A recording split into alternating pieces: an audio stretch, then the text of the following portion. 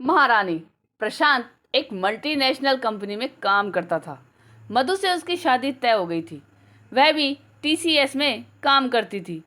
घर की बड़ी लड़की थी। उसकी एक बहन और एक भाई था। कुछ ही दिनों में दोनों का विवाह हो गया। प्रशांत का हाथ पकड़कर मधु ने अपने नए घर में कदम रखा। पूरा घर रिश्तेदारों से भरा था। रीति रिवाजों के बाद मधु को आराम करने के लिए छोड़ दिया गया।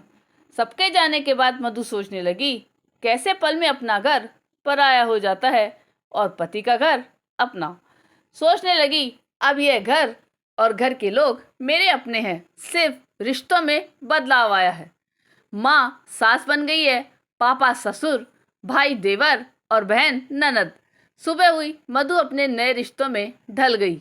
अपनी नौकरी और घर के कामकाजों में व्यस्त हो गई थी। उसके जीवन में एक नए रिश्ते ने जन्म लिया था, माँ का। महीने और साल गुजर गए। प्रशांत और मधु कब उम्र की इस दहलीज पर पहुंच गए कि पता ही नहीं चला कि बेटा विवाह के योग्य हो गया था। इन बीते सालों में सास ससुर का स्वर्गवास हो गया। ननद का ब्याह भी हो गया। वह अपने घर में खुश है। अब घर की सारी जिम्मेदारियों को निपटाने के बाद जब मधु ने अपनी तरफ ध्यान दिया तो उसे अपने बच्चों की जिम्मेदारियां दिखाई दी।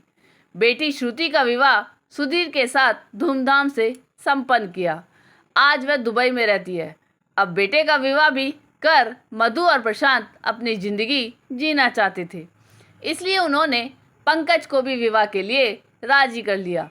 एक दिन पंकज मधु के पास बैठकर कहने लगा, माँ आपसे कुछ कहना है। क्या है बेटा? माँ मैं आप लोगों के साथ ही रहना चाहता हूँ, मुझे बाहर नहीं जाना है।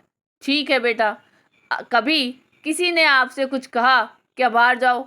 अरे नहीं माँ, मेरी शादी हो रही ना, और मैं नहीं चाहता कि घर में कोई अशांति फैले। मैं अपना अलग से घर नहीं बनाऊंगा।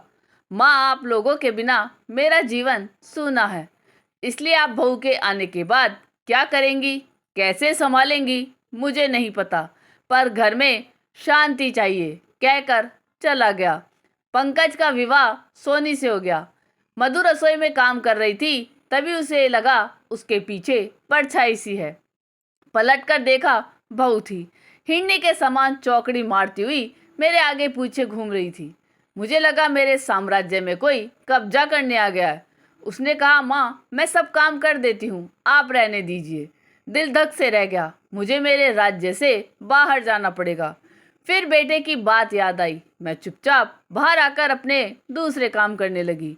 खाने की मेज पर सबके साथ मेरी बहू ने मेरे लिए भी थाली परोसी और प्यार से खिलाने लगी। मेरा सीना तन गया और मैं सोचने लगी कि अब तक मैं इस घर की रानी थी, अब महारानी हूँ। आपको एक कहानी कैसी लगी ये कमेंट करके जरूर बताइएगा। चैनल पर नए हो तो सब्सक्राइब जरूर कीजिएगा और वीडियो को लाइक और शेयर कीजिएगा। धन्यवाद।